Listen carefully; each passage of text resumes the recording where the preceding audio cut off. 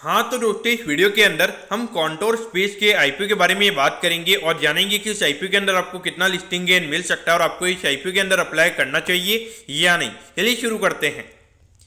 तो देखिए, सबसे पहले हम ये जानेंगे कि ये कंपनी क्या काम करती है। तो देखिए, जो कंपनी है 2018 में ये कंपनी स्टार्ट हुई है, यानी कि लगभग 4-5 साल पहले ये कंपनी हमें स्टार्ट होती हुई नजर आई है। तो देखिए, जो कंपनी का अगर हम नॉर्मली अगर हम इजी वे में अगर हम बिजनेस मॉडल को अगर हम समझेंगे तो देखिए, जो भी यहाँ पे प्रॉपर्टीज खास करके कमर्शियल प्रॉपर्टी जो भी यहाँ पे रेंट पे जिसको देनी होती है, तो ये कंपनी हमें पहले ही वहाँ पे लेती हुई नजर आती है। फिर उसके बाद में कुछ प्रॉपर्टीज में ये कंपनी रिनोवेशन करवा के, यानी कि जैसे अगर IT डिपार्टमेंट को जैसे ऑफिस चाहिए होते तो वैसे ये कंपनी रिनोवेशन करवा के फिर जो IT कंपनी होती है तो उन्हें ये कंपनी हमें रेंट पे देती हुई नजर आती है। यानी कि देखा जाए तो नॉर्मली अगर हम देखेंगे तो पहले ये जो कंपनी पहले खुद रेंट पे ले लेती है, फिर उसके बाद में ये कंपनी बाद में देने का काम करती है। और वो देखा जाए तो जैसे अगर आप देखोगे, अगर आपने 10,000 के रेंट पे अगर किसी से कुछ खरीद लिया है तो सिंपल वे में ये कंपनी की कमाई कैसे होती है कि अगर आगे वाला जो कस्टमर होगा अगर वो कंपनी को 15,000 रुपए देगा तो वहां पे कंपनी की 5,000 की कमी हमें यहाँ पे होती हुई नजर आएगी।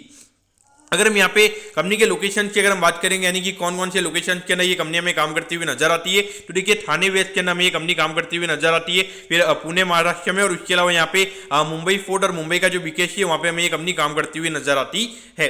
तो ऑल ओवर देखा जाए तो यहाँ पे खास करके अभी जो मेन मेट्रो सिटीज है वहाँ पे हमें ये कंपनी काम करती हुई नजर आती है, जहाँ पर अगर हम देखेंगे काफी ज्यादा ऑफिस नेटवर्क हमें यहाँ पे नजर आता है, वहीं पे मेन हमें ये कंपनी हमें काम करती हुई नजर आ रही है।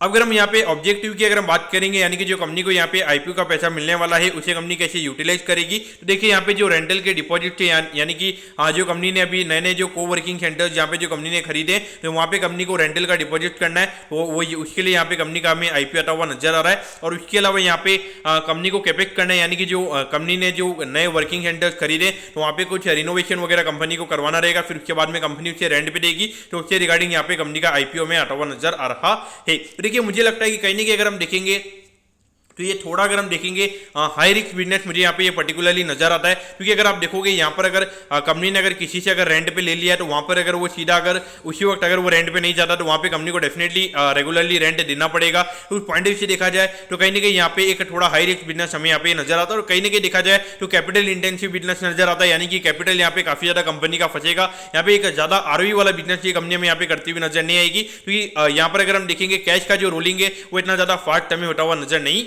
आएगा। ये मुझे लगता है मैं गलत भी हो सकता हूं।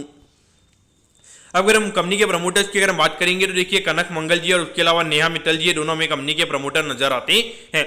अब अगर हम कंपनी के रेवेन्यू की अगर हम बात करेंगे तो देखिए 2021 में लगभग 3 करोड़ के लगभग कंपनी का रेवेन्यू का नंबर था, और अगर हम अभी देखेंगे लगभग 9 करोड़ के लगभग रेवेन्यू का नंबर हमें यहाँ पे बढ़ता हुआ नजर आया है। तो ऑल ओवर अगर आपको पहले लगेगा कि यहाँ पे ऑलमोस्ट जो रेवेन्यू के नंबर है वो हमें 2 साल में 3 गुना होते हुए नजर आए हैं। लेकिन देखिए मुंबई में अगर आप देखोगे जिस तरीके से इतने बड़े बड़े रेंट हमें देखने को मिलते हैं, तो उसके कंपेरिजन में देखा जाए तो कहीं ना कहीं यहाँ पे जो रेवेन्यू का नंबर है वो हमें यहाँ पे कम नजर आता है। क्योंकि यहाँ पर अगर आप देखोगे कि मुंबई में जो कमर्शियल प्रॉपर्टीज की अगर हम बात करेंगे लगभग 5-5 लाख रुपए का उनका एक खास करके अगर हम बात करेंगे तो एक महीने का हमें रेंट देखने को मिलता है। तो अगर वहां पर अगर कंपनी की, यानी कि अगर एक प्रॉपर्टी की अगर हम रेंट की अगर हम बात करेंगे तो वहाँ पे 60 लाख का रेवेन्यू होता है। लेकिन यहाँ पे एक कंपनी रेवेन्यू कैसे बुक करती है, यानी कि सपोज अगर ये कंपनी ने अगर 50 लाख के रेंट पे अगर ये कंपनी ने अगर इसे बाई किया तो उसके बाद में अगर कंपनी 60 लाख पे अगर उसे सेल करती है, क्योंकि ये कंपनी 10 लाख का रेवेन्यू बुक करती है या फिर 60 लाख का करती है, तो वो मेरे ख्याल से यहाँ पे देखना रहेगा। अब अगर हम प्रॉफिटेबिलिटी की बात करेंगे तो देखिए यहाँ पे अराउंड 61 लाख रुपीज के लगभग यहाँ पे कंपनी को लॉस था। उसके बाद अगर हम रिसेंटली अगर हम बात करेंगे तो 1.87 करोड़ के लगभग का प्रॉफिट हमें यहाँ पे कंपनी का नजर आता है, यानी कि लगभग 20% का नेट प्रॉफिट मार्जिन हमें यहाँ पे कंपनी का नजर आता है। तो देखिए ऑल ओवर देखा जाए तो यहाँ पे मार्जिन मेरे ख्याल से अच्छा रहेगा, क्योंकि कंपनी की जो बार्गेनिंग पावर रहती होगी मेरे ख्याल से वो थोड़ी ज़्यादा रहती होगी, और बाद में कंपनी हायर रेट पे फिर ये कंपनी रेंट पे चढ़ाती होगी। तो कहीं नहीं यहाँ पे जो कंपनी का मार्जिन है वो मेरे ख्याल से जैसे जैसे यहाँ पे ऑपरेटिंग लेवरेज कंपनी के लिए प्ले आउट करेगा तो वहाँ पे मार्जिन हमें और इंप्रूव होता हुआ नजर आएगा। अब अगर हम यहाँ पे आईपीओ की डिटेल्स के बारे में अगर हम बात करेंगे तो देखिए 27 तारीख को ये आईपीओ में ओपन होता हुआ नजर आएगा और 29 तारीख को ये आईपीओ में क्लोज होता हुआ नजर आएगा। यहाँ पे 93 रुपीज पर शेयर पे कंपनी हमें शेयर देती हुई नजर आ रही है, और एक लॉट के अंदर अगर हम बात करेंगे तो 1200 शेयर का हमें यहाँ पे लॉट नजर आता है, यानी कि एक लॉट को अप्लाई करने के लिए आई थिंक अराउंड 1,10,000 रुपए आपको यहाँ पे लगने वाले हैं। अब अगर हम यहाँ पे इश्यूज की अगर हम बात करेंगे तो देखिए 15 करोड़ 62 लाख रुपीस के लगभग का आईपीओ में यहाँ पे नजर आता है। तो इसमें 50% का रिटेल कोटा, यानी कि मान के चलिए लगभग 7.5 करोड़ के लगभग का रिटेल कोटा में यहाँ पे कंपनी का नजर आता है। और ये जो कंपनी है ये कंपनी हमें एनएससी के एसएमई प्लेटफॉर्म पे ये कंपनी हमें लिस्ट होती हुई नजर आएगी।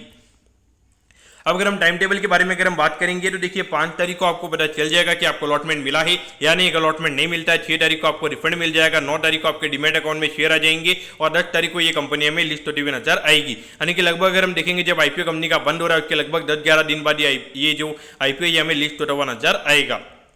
अब एट दी एंड अगर हम वैल्यूएशन के पैरामीटर्स की अगर हम बात करेंगे तो देखिए लगभग 55 से 60 करोड़ के मार्केट कैप पे ये जो कंपनी का आईपीओ है ये हमें आता हुआ नजर आ रहा है। और अगर हम कंपनी के वैल्यूएशन की अगर हम बात करेंगे तो लगभग 30 के यानी कि अराउंड 30 के पी रेशियो पे ये कंपनी का आईपीओ में आता हुआ नजर आ रहा है। तो देखिए ऑल ओवर देखा जाए तो थोड़ा बिजनेस मॉडल अगर हम देखेंगे तो मुझे थोड़ा यहाँ पे इंटरेस्टिंग बिजनेस मॉडल नजर आता है। यानी कि कंपनी पहले रेंट पे लेके फिर उसे ज्यादा रेंट पे उसे कंपनी देने का काम करती है। तो वैसे देखा जाए तो यहाँ पे कंपनी की कैपिटल यहाँ पे काफी ज्यादा लग जाती है। यानी कि कभी कभी अगर बिजनेस कंडीशन अच्छे नहीं होते तो वहाँ पे डेफिनेटली अगर कंपनी ने पहले ले लिया तो कंपनी को वहां पे रेंट देना पड़ेगा, लेकिन अगर कोई आगे रेंट नहीं लेता है तो कहीं ना कहीं वहां पे दिक्कत हो जाती है। और उसके अलावा अगर हम देखेंगे तो यहाँ पे कंपनी रिनोवेशन वगैरह करने का भी काम करती है तो वहां पे कैपिटल काफी ज्यादा लग जाती है। तो उसके हिसाब से अगर कंपनी को रेंट पे नहीं जाता तो ये कहीं ना कहीं देखा जाए तो हाई रिस्क मुझे यहाँ पर नजर आता है। और पर्टिकुलरली अगर देखा जाए तो वैल्यूएशन वाइज भी यहाँ पे अराउंड 30 के पी रेशियो पे कंपनी का आईपीओ आता हुआ नजर आ रहा है। ऐसा कुछ यहाँ पे नजर नहीं आता है, यानी कि 2 करोड़ से कंपनी का प्रॉफिट सीधा 5 करोड़ के लगभग हमें होता हुआ नजर आएगा। तो कहीं ना कहीं देखा जाए वैल्यूएशन मेरे ख्याल से यहाँ पे हाइयर साइड में।